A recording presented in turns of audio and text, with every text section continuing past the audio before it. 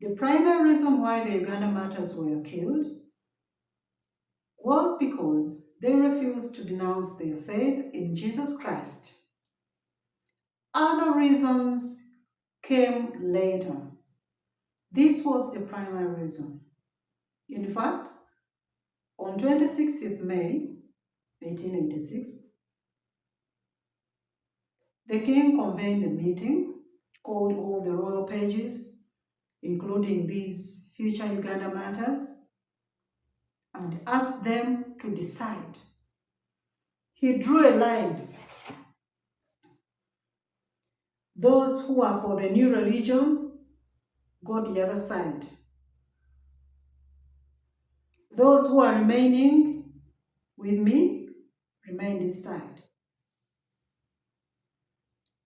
And so each one had to make a choice, one by one, cross the other side to go and die for Jesus Christ.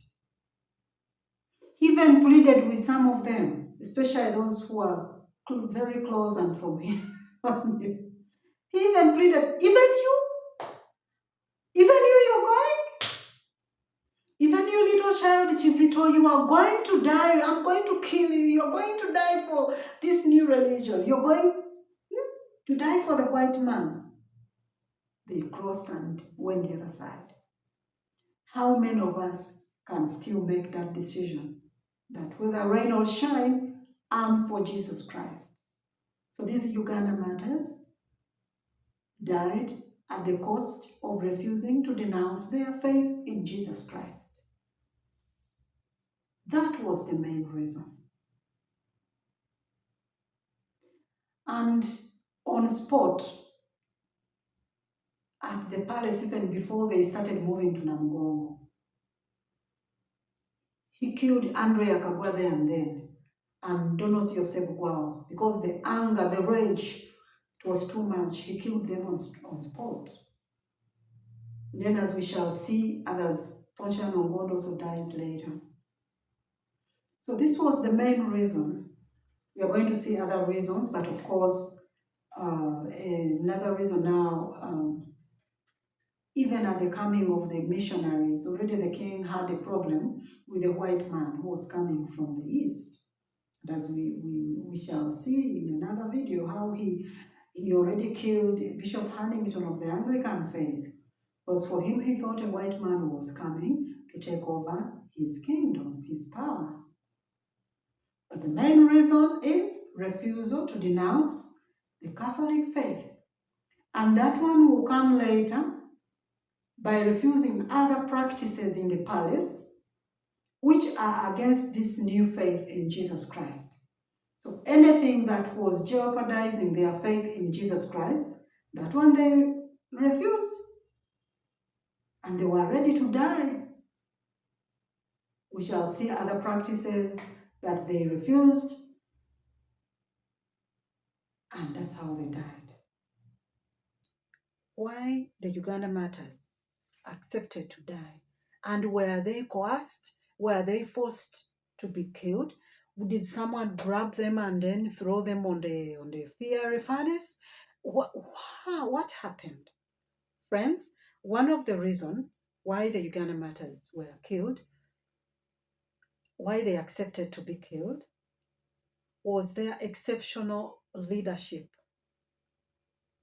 They had exceptional qualities.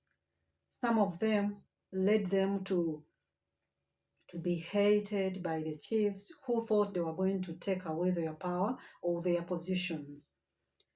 A person like, what was his name? Mukasa, Joseph Mukasa Bali Kudembe, and Andrea Kagwa. These ones had exceptional leadership skills and qualities, which made the Chief Mukasa, jealous of them that they were soon taking over his position. So it is said the death of these two people is most likely to have been incited by Chief Mukasa.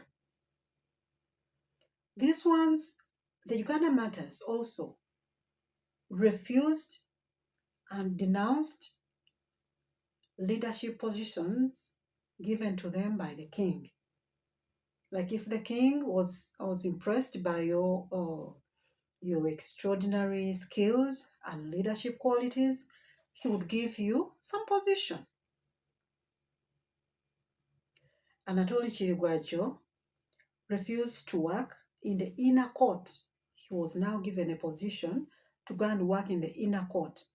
Yet in the inner court, in the innermost part of the court of the king, there were these beautiful princesses and who were tempting. And Anatoli Kirigwajo refused, denounced that position because he knew it was going to put him in temptation. Just imagine you're a little boy and you're surrounded by all these princesses. So he refused that one because he knew it could maybe affect him. Then Matia Mulumba gave up his post of Katikiro, or the chief of Mukwenda, because he thought that was going to expose him to corruption and bribery, So these people didn't want leadership.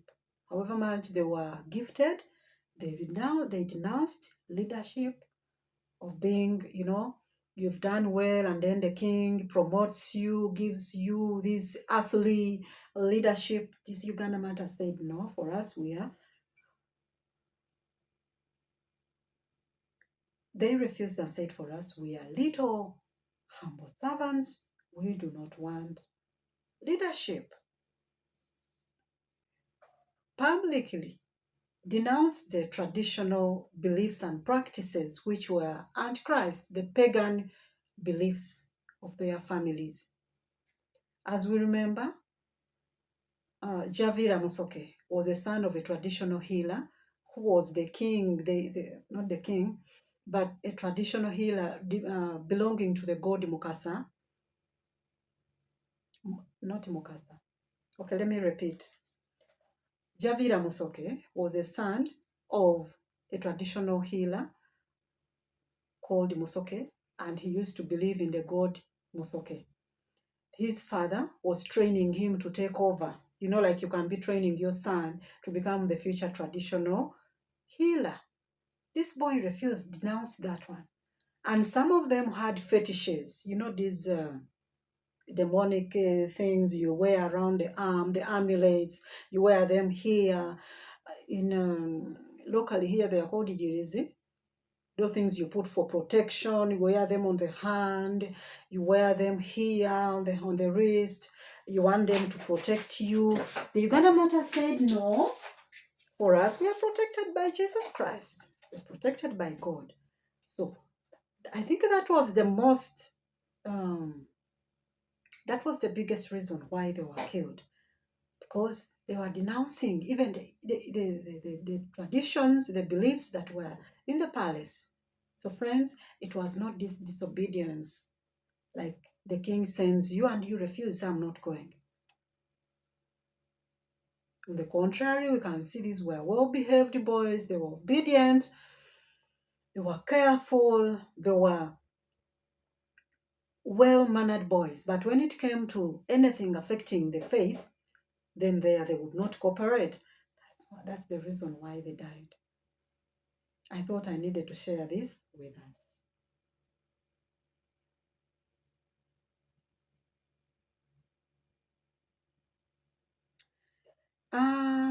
Another reason why they were killed. Okay, some of them were persuaded not to give in to death. But this boy said, no, if you're killing us, kill us. Let's go to the blessed Uganda Martyrs. Judo Irwa was a catechist, a little boy, who followed his elder catechist, Daudi Okello, to go to the mission at Paimol to teach the Catholic faith. When Daudi Okello was killed, his body was left there for a few days, and then people came and tied a rope in his neck. They dragged him and took him to an open ant hill, and they put his body there.